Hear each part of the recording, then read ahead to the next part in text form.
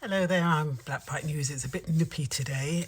Today is Monday, 17th of November, and I just wanted, once I'm on a roll, I'm on a roll. So I'm on a roll about redundancy today, only because the NHS has got the go-ahead to overspend in order to pay off, I think it's about 18,000 redundancies, admin staff and managerial staff. And of course, it reminds me of way back in 2009 when I was made redundant.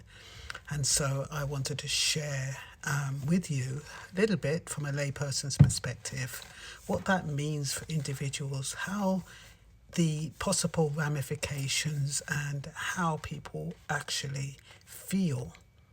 And what the word redundant actually means. I mean, it's a horrible word. Redundant, it means that you're not necessary. It's almost like you've outlived your usefulness, you're superfluous to requirements.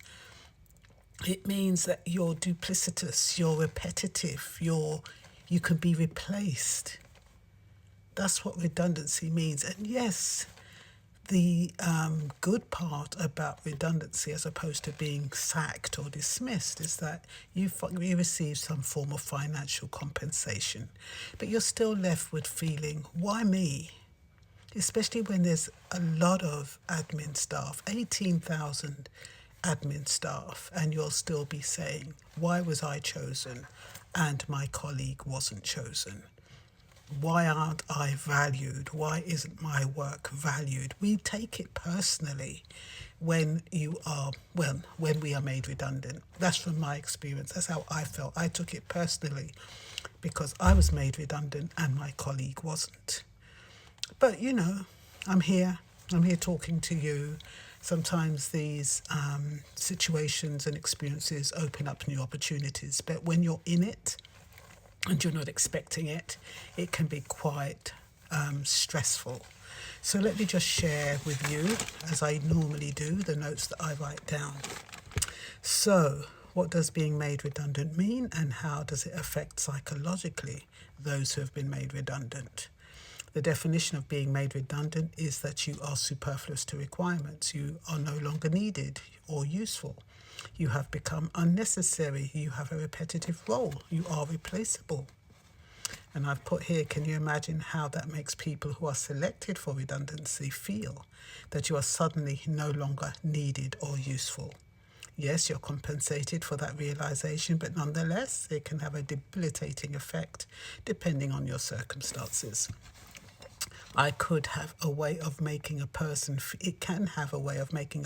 feel that they have no value and what they have contributed has not been valued, especially when they feel they've done a good job for years and they have worked for an organisation and devoted themselves to that organisation. Another reason cited for redundancy is that a person is no longer employed because there is no more work available. In the NHS, most admin would argue that that is not the case. There's always work to be done. But when staff leave and they're not replaced and the wheels of the NHS are still turning just as efficiently, management does have an argument. Because if you're saying that you can still do a job, a good job, when you're not replacing staff who have left, that means, in effect, that those people are redundant who left. So most administrative staff feel that redundancies have come about because they have never been valued for what they do in the first place. This is administrative staff, that's what they feel. Oftentimes I have heard admin staff say they feel taken for granted and that there are some senior colleagues who refer to them as only admin. Oh, it's only admin, and that's not kind. I personally believe that the work of administrators is underestimated because they are skillful at what they do. They make their work look easy. They tend to have excellent time management and organisational skills. They tend to be very good communicators, very good at multitasking, problem solving, coordinating, researching, planning, making suggestions for improvement. But a lot of their work is unseen. It's not tangible. So it's not recognised. A lot of admin staff are already panicking. It wasn't expected. They thought they had a job for life, and now they've received this news. I've been through the redundancy process before, and it was unpleasant. I was left wondering why me. When my colleague got to stay, it made me question my value, my competence, my race, my character. It made me question if I was capable of getting another job, and what kind of job would I get. The job centre experience was the worst. People who looked rough and like loiterers blocked my path as I tried to go upstairs. People with bottles of booze, cigarettes were standing at the entrance of the job centre, blocking it. I saw nervous people with notepads, people in pyjamas, some at machines looking anxiously for jobs. It was where I got my job. My life became an open book at the job centre. Every financial decision I had ever made was questioned, and I needed to verify and evidence every statement I made. It was humiliating. It made me feel as though I had not managed my situation well, as though I had not managed my finances well, because I had remortgaged. On reflection, maybe it wasn't a wise decision because it made a difference between me keeping my bungalow and selling it.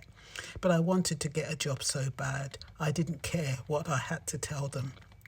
I had to go through the process, and that process has made me extremely cautious to this day. I ended up taking on a job as a family worker for autistic children, and I loved it.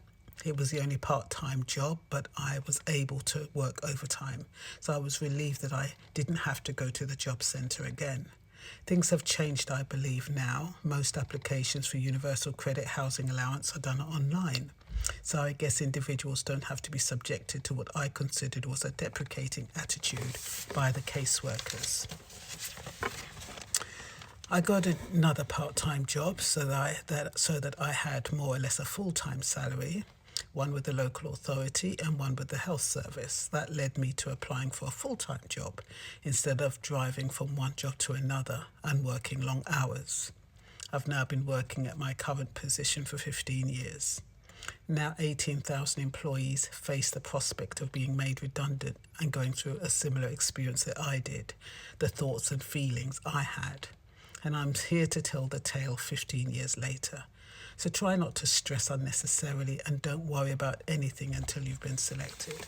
And it's easier said than done because, like I said, I always seem to get people coming and talking to me and sharing their feelings and their views. And once you've been through it, you can kind of empathize with them and you can kind of say, well, yeah, I know what you're going through. I know what you feel. The thing is that we can't always know what another person is feeling or how it impacts them because all of our situations are different. I was fortunate. I didn't have any dependents. It was just me I had to worry about. And so when I was made redundant, I didn't have to think, well, I've got children. Mind you, the law say you cannot make a person who's pregnant redundant or new families. So people who've got young families, they don't have nothing to fear. But you still have got people with established families, and you could be the main breadwinner.